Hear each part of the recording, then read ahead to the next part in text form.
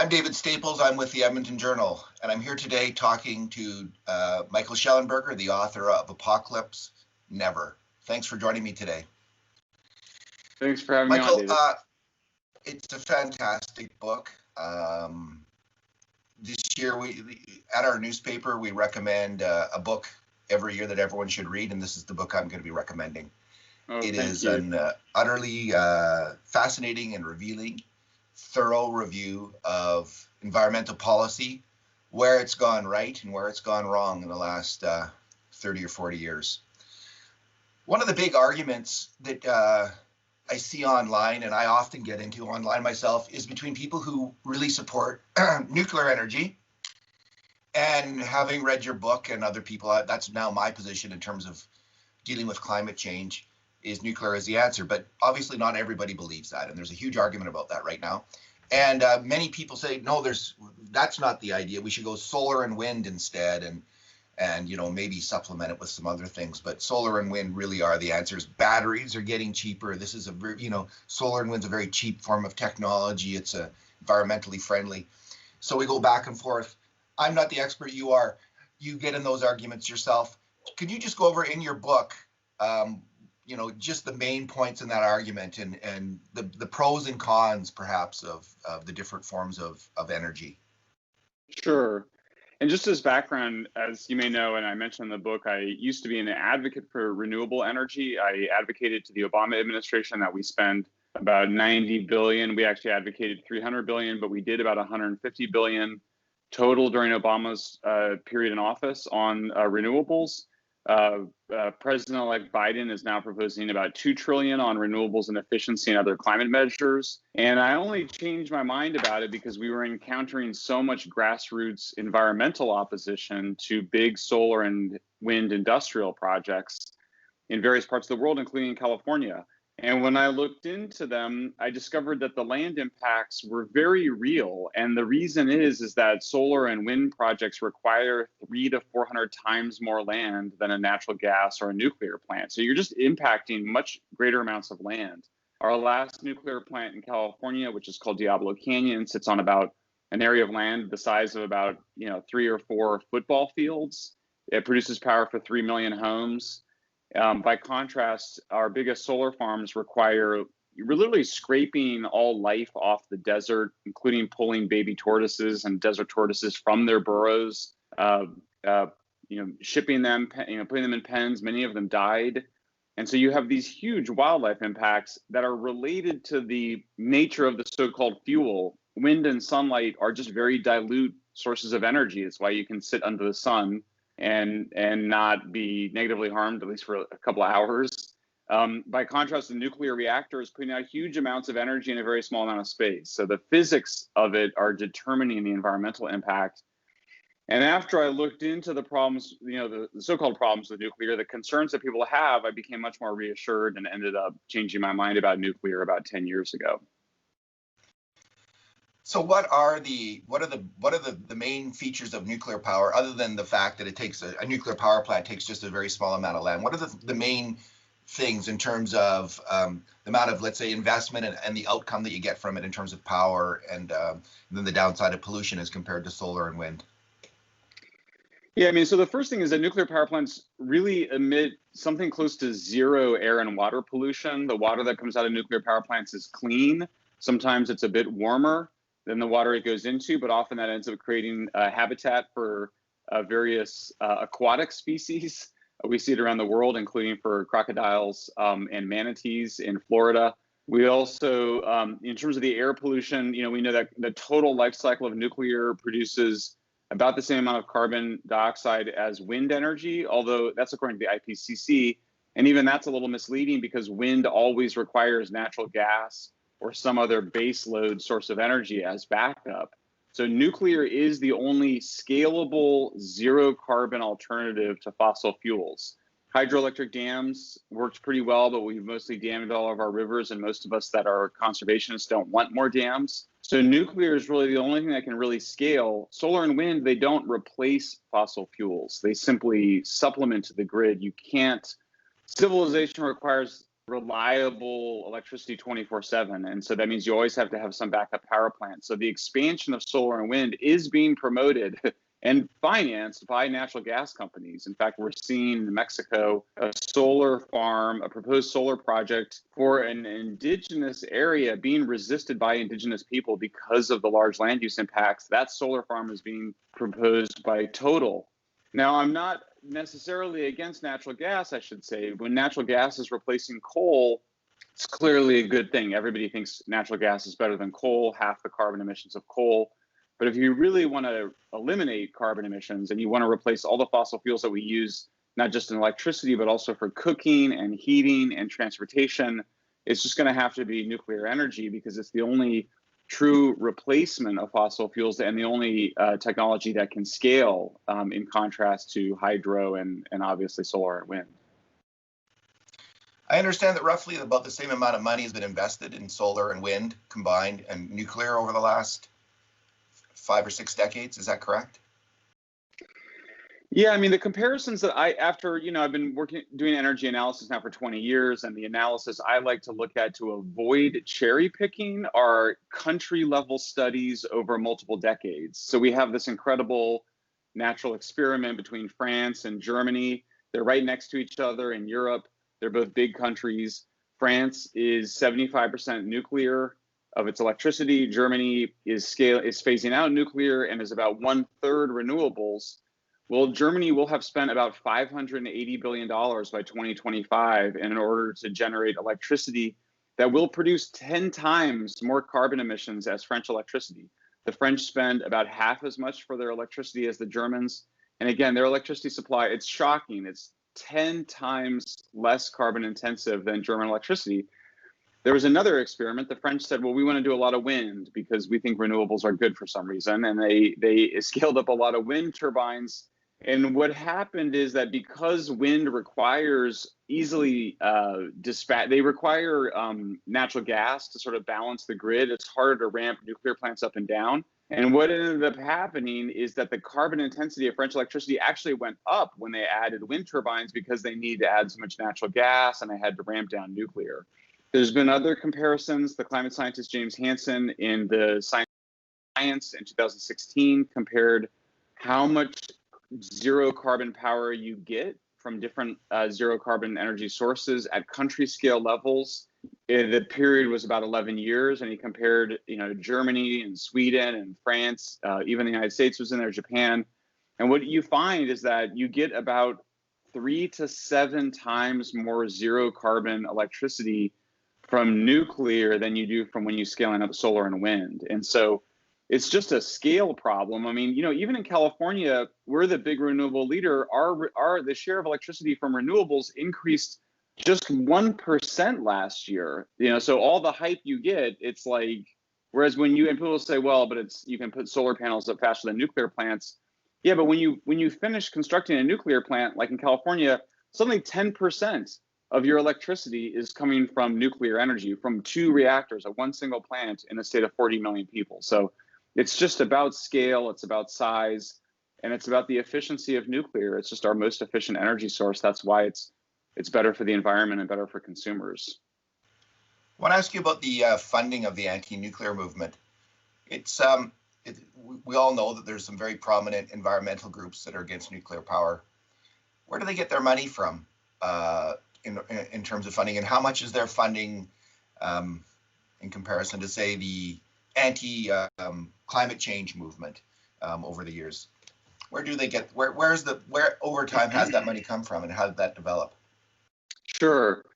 So before I answer, let me just say, obviously nuclear is a problem to anybody who wants to make a lot of money selling different kinds of electricity, because if you have a grid that's provided by nuclear power plants, and if they're around for 80 years, that's great for consumers. But it's terrible if you want to sell solar panels, wind turbines, any other kind of fuel. And so what we've seen, and I document in Apocalypse Never, is significant investments in natural gas and renewable energy investors over a 50-year period. In California, the former governor of California was personally invested in an oil monopoly. They had the Indonesian oil concession for many years. The current governor was basically the adopted son of the Getty oil fortune. But more recently, we've documented how Natural Resources Defense Council, the Sierra Club, and other big environmental groups, some of whom have budgets and revenues of over $100 million a year,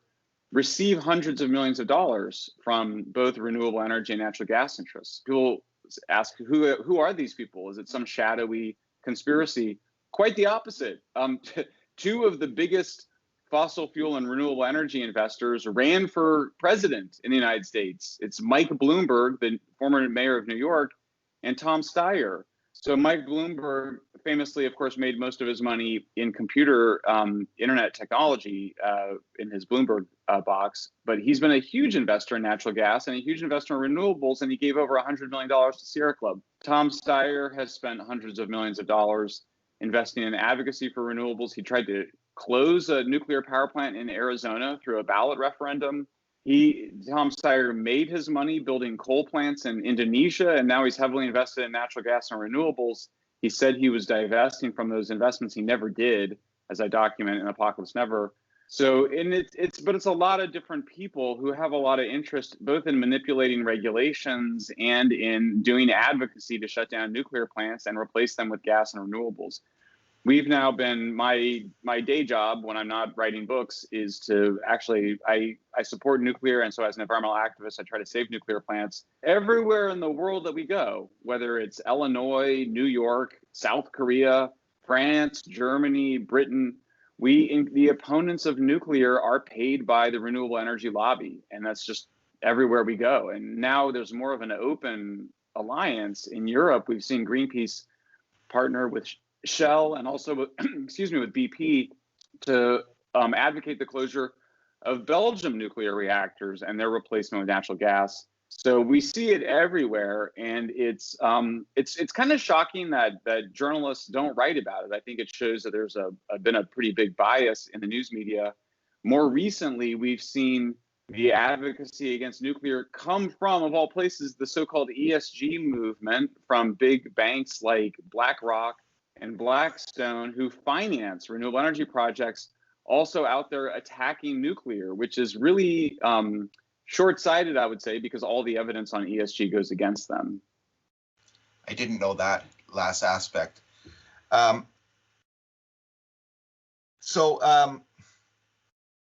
funding of the anti-nuclear movement, you're selling natural gas. Nuclear is a big competitor for natural gas. So you don't want the nuclear, you want the natural gas.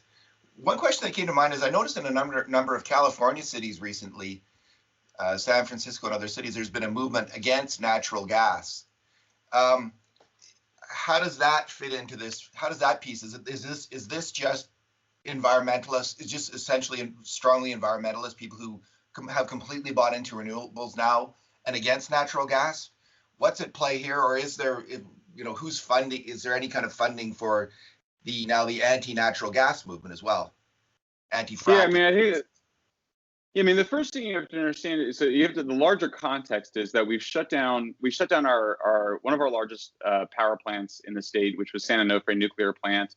Now we're moving forward to shut down Diablo Canyon, which provides 9% of our electricity and almost 20% of our zero carbon electricity. So at the moment that they're proposing to stop allowing natural gas hookups in new buildings, and that's in Berkeley and in San Francisco in the Bay Area, California, they're also shutting down the nuclear plant. So where's all that electricity going to come from? Especially given that we cook at night, and we do a lot of heating at night. So what you're talking about is a lot of electricity is going to come from natural gas to replace the natural gas in the home. So you're talking about a huge step backwards in terms of efficiency. I mean, look, for me, we would have 75% nuclear and we could have heating and cooking by electricity and it'd be coming from a zero carbon source. But if you're going to use natural gas for your heating and cooking, don't run it through electricity first, because then you pay a huge energy penalty converting it to electricity and then into heat and cooking.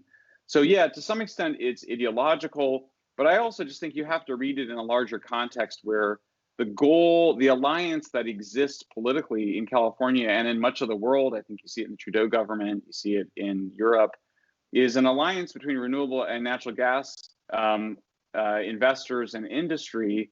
And I just think, when you go and try to ban natural gas in new hookups, it provides a lot of public relations cover for this effort to shut down our last nuclear plant, Diablo Canyon.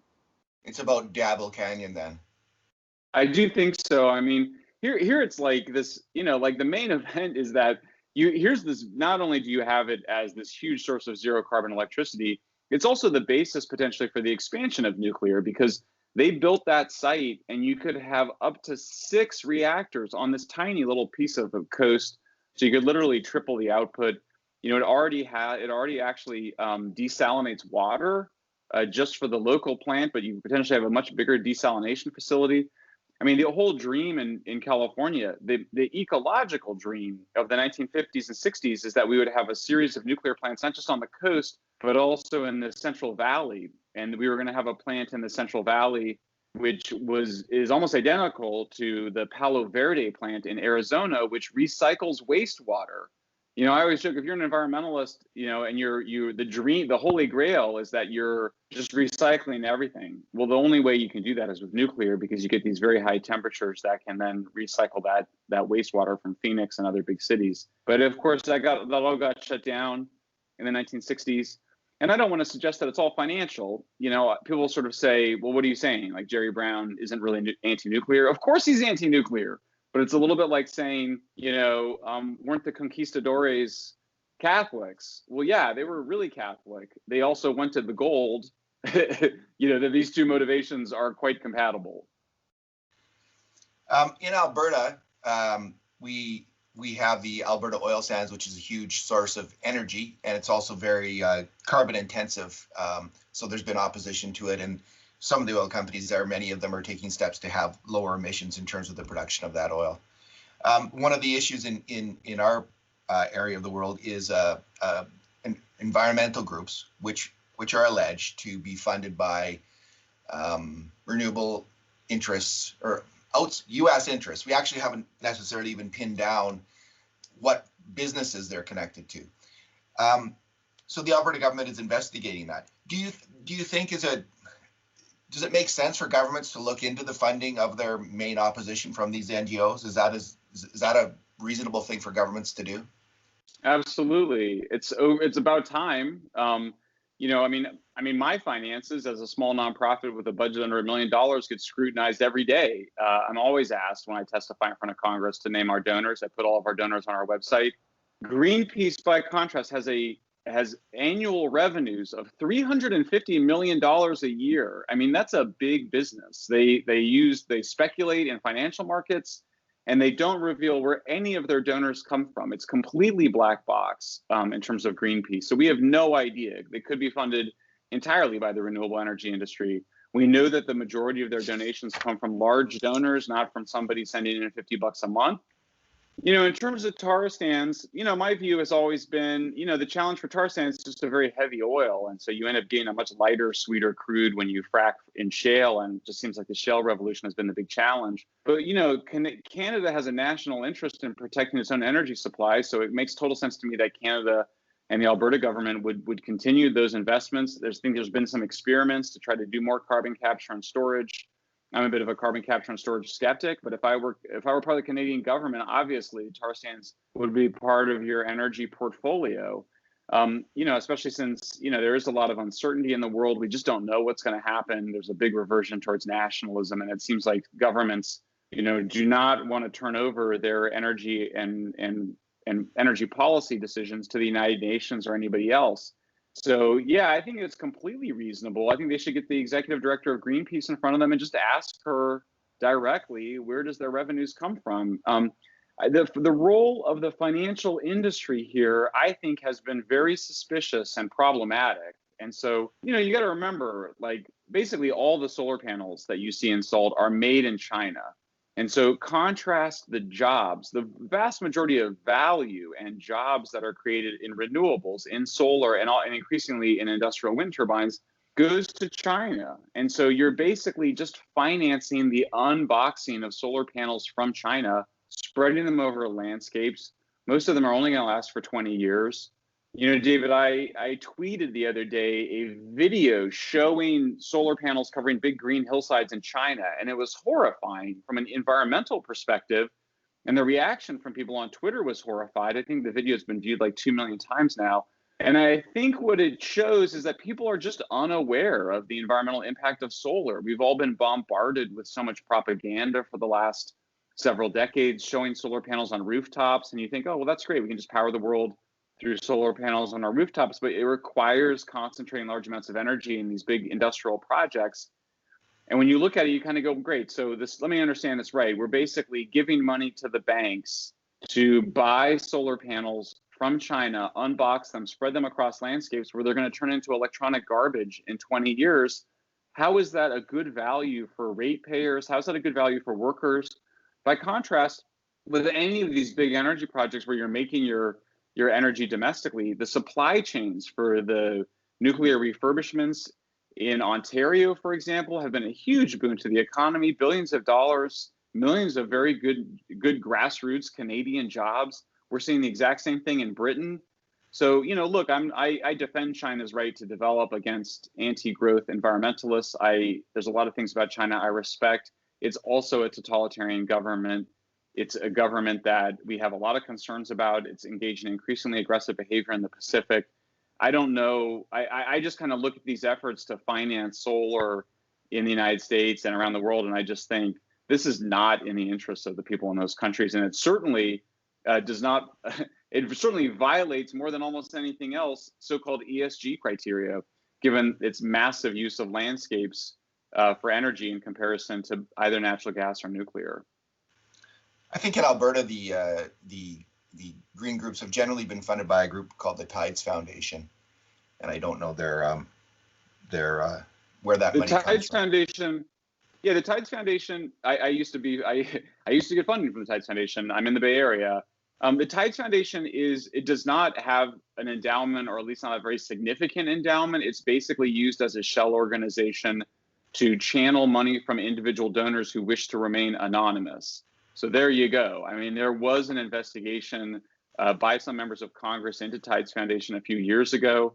It clearly has been used as a way to basically hide the identities of a number of donors. We were able to piece together some of them for Apocalypse Never, but yeah, that's very suspicious in and of itself. Right in the United States, I don't know what the rules in Canada are, probably pretty similar. You can donate anonymously to nonprofits. I name all of our donors on our website as a matter of ethics. But like I said, you go to Greenpeace's website, you can't find out anybody who funds them. It's all kept secret. Right now, there's a lot of talk about, in the United States and in Canada, about a movement called Build Back Better. It's supported by both the new president-elect of the United States, and the Canadian Prime Minister. What do you think of the Build Back Better? What, in terms of energy policy, what are they in favor of? What do they want to see? And what will be the consequences of their movement? Yeah, I mean, Build Back Better. I mean, who doesn't want to build back better? It's a little bit like Black Lives Matter. Who doesn't think Black Lives Matter? We all think Black Lives Matter. We're all in support of building back better. Everybody wants better. So what does that mean? Does it mean that you're building back by unboxing Chinese solar panels financed by BlackRock? Or does it mean that you're actually forging a new America in some way? And so for me, I kind of go, are we going to do what we've been meaning to do for decades? We have these incredibly, advanced nuclear reactors under construction in Georgia. We should be building the exact same kinds of reactors over and over again to take nuclear from 20% to 50% of our electricity. That's something that's very doable by 2050. It's a modest goal. We're not saying 100% of electricity should be nuclear. We're not saying 100% of energy should be nuclear. But what you get when you do this, you would need to have a forge that would be able to make reactor pressure vessels. You would have your own fuel fabrication. We would be working with the Canadians to use our abundant uranium resources to create fuel and power these plants. You have to remember the jobs that are created when you build nuclear power plants are high-wage jobs. They're usually the welding is more sophisticated. Even the pouring of cement and rebar, and these are the basic tasks of building a nuclear plant, are just higher paid because they require more skills. They have these incredible mentorship programs, training young people from the community. it can be frustrating because the welding is really difficult. We've seen some workers be frustrated who had lower standards on other projects. But boy, after a few years of doing it, you're literally a master welder. You then after you get done with that plant, you move on to another plant. Those jobs then of operating the plants are the highest paid jobs in the energy industry, and because it requires a higher level of skill. So it's everything that economists want from manufacturing or the productive sector of the economies. You want value added. You want to be using technologically sophisticated technologies.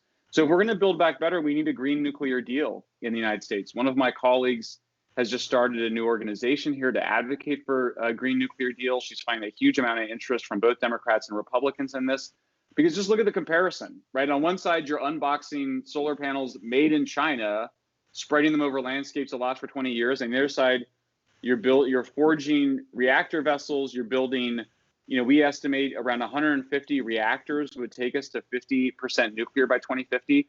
All of those jobs, almost all of those jobs will be American jobs and would be increasingly American jobs over time. I also think there'd be very strong linkages to the Canadian uranium industry. Canada has these abundant uranium reserves. So I think if you're going to build back better, it's got to be nuclear. And in terms of natural gas, I mean, my view has always been there should be an alliance between natural gas and nuclear rather than an alliance between natural gas and renewables. There's been a lot of talk over the years about a hydrogen economy. They're starting to do experiments in Britain and elsewhere to actually pump hydrogen through the existing natural gas infrastructure. One of the really big ideas is that one day we transition from CH4, natural gas or methane, to H2, to hydrogen gas. It's going to require some refurbishing. It's going to require decades. But that's the direction of travel that you'd want to go in if you're going to power our cars on hydrogen, if you're going to cook and heat from hydrogen in the homes. It's much more efficient to do it with hydrogen gas than with electricity. That's the kind of sweeping agenda that I think is missing from the Biden administration. What they've proposed is just a mash of subsidies to favored special interest groups, including the renewable energy lobby, the banking lobby.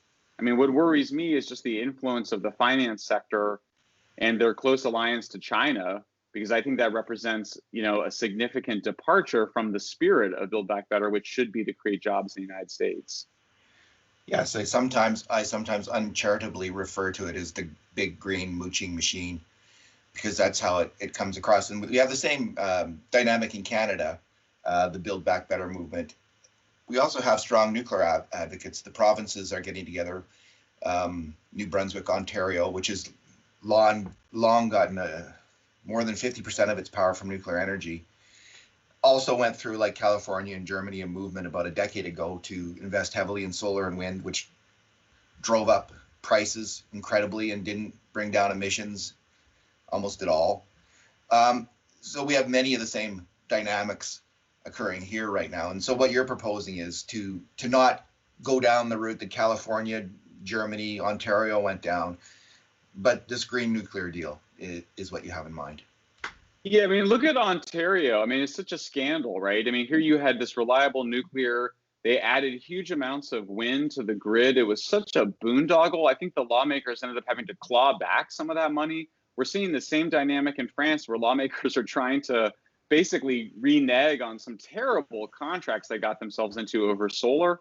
So, yeah, I mean, I feel duped. I advocated for a huge investments in renewables. And the idea was that it would be like a one-time thing, that you'd kind of lift renewables over the hump. And you sort of see this. I mean, I've been documenting this now through the archival newspaper research going back to the 60s, the same story, which was like, oh, we're very close to being competitive with fossil fuels.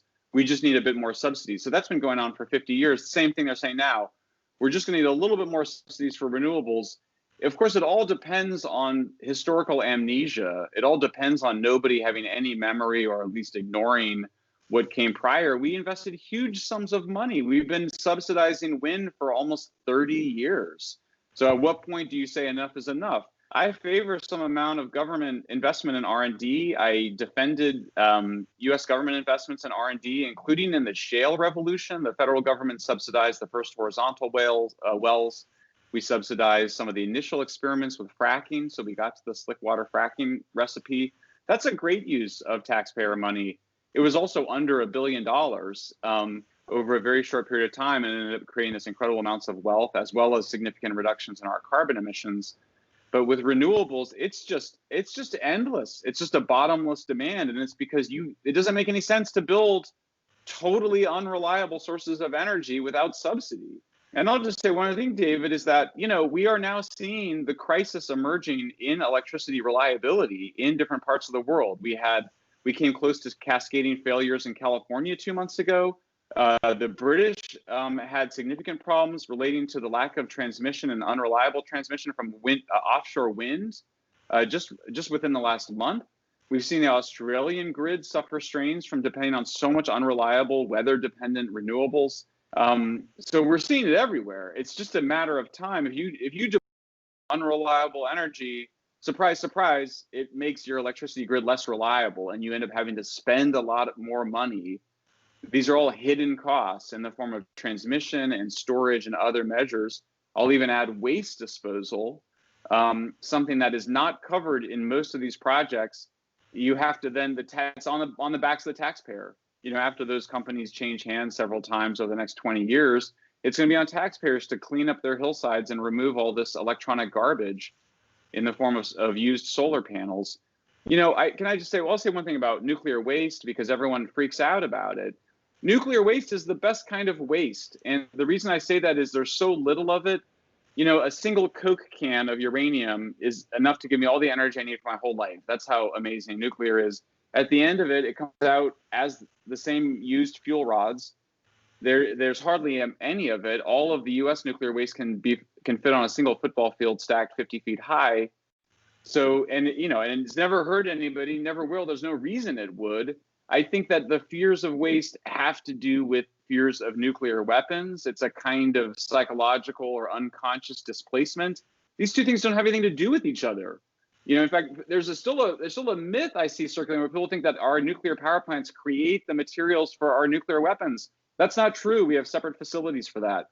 So there's zero relationship between the nuclear power production for civilian use and our nuclear weapons. And I appreciate people have anxiety about nuclear weapons, but I think they should stop taking it out on our nuclear power plants. We need them to deal with climate change and to prevent our landscapes from being degraded by the massive expansion of industrial renewables. I want to wrap up by talking to you about ESG, which is the financial institutions ranking companies or different companies ranking companies on their environmental record. The S is for the G is for governance, and the S is for their societal record, I believe, how they deal like in terms of charity and equity and job hiring and that kind of thing. My concern about this sounds like a really good idea, like most ideas, but my concern about this in Alberta. The oil and gas companies actually have very high ESG rankings, but it doesn't seem to impact anyone. This seems to be perhaps going to be used as kind of another kind of political tool to punish certain industries, certain countries, and will others benefit from it? For instance, in Canada, our main competitors in oil and gas are the United States, but they're also Russia, Saudi Arabia, Venezuela, dictatorships around the world. And the concern in Alberta is that ESG is going to be used to hammer on Canadian companies, which already have the best ESG rankings in the world, but they're not going to be applied at all in terms of sales from oil and gas sales from these other countries, which have obviously terrible ESG rankings. So that's the concern in Alberta. What's your thought on ESG and how does it relate to nuclear? Well, that's a spot. I mean, they should be concerned. It's a complete. I hesitate to use the word scam, but that's what it feels like to me. I mean, look on a lot. I went and reviewed a bunch of these banks' ESG statements, and many of them just exclude nuclear altogether. They say things like, "Well, we can't really evaluate that for something reason." They don't even. It gets garbled. They turn into word salad at a certain point. None of them are honest about the land use impacts of industrial solar and wind projects. We saw during this summer a major human rights report come out, talk about governance, of the impact of industrial renewables projects on poor people in Latin America in particular. We see, I mean, in Africa too as well, so we see huge fights, often by indigenous communities against foreign bank financed industrial wind and solar projects. People get killed in these land disputes. It's a nightmare of governance. It's a complete, I mean, there's no honesty, I have to say, in the ESG movement. I don't see any transparency about this, and both on the nuclear side and on the renewable side.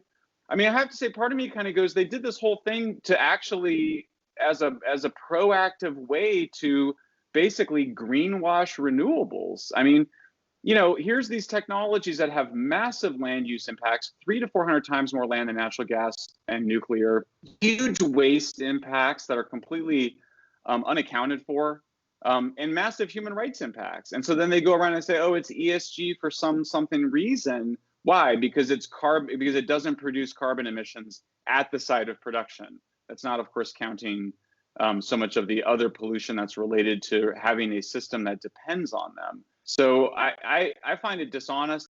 Lawmakers, if they're going to look into the financing of groups like Greenpeace, they should definitely get the heads of the banks in front of them and ask them, how did they come up with that ESG criteria? I think it's scandalous. Someone needs to do it. I mean, there should be more investigative reporting on who came up with these ESG requirements. How are they being used? What's the agenda here exactly? And I have to say, they use a lot of complexity, and they tend to hide things behind a blizzard of numbers. But the basic physics of renewables and fossil fuels and nuclear are very clear. You go from renewables to fossil fuel to nuclear, and you're going up the energy ladder. You're increasing energy density of fuels and the power density of production. And every time you increase energy density and power density, you use less natural resource, including less land. So this is just, there's no we just, to prove this, we went and did comparisons of renewable energy projects to nuclear plants around the world, and we found these huge differences in land use. So for me, I kind of go, people just need to get their basic physics right. They need to go back to Environmental Studies 101, and we need to remember that the #1 environmental impact is land use, and that's determined by the power density and the energy density of the fuel. I don't think the ESG movement is going to last as long as it remains so deceptive on some of these basic physical and environmental questions. All righty. Well, thanks for talking to me today. I really appreciate it, and good luck going forward in your work. Thanks, David.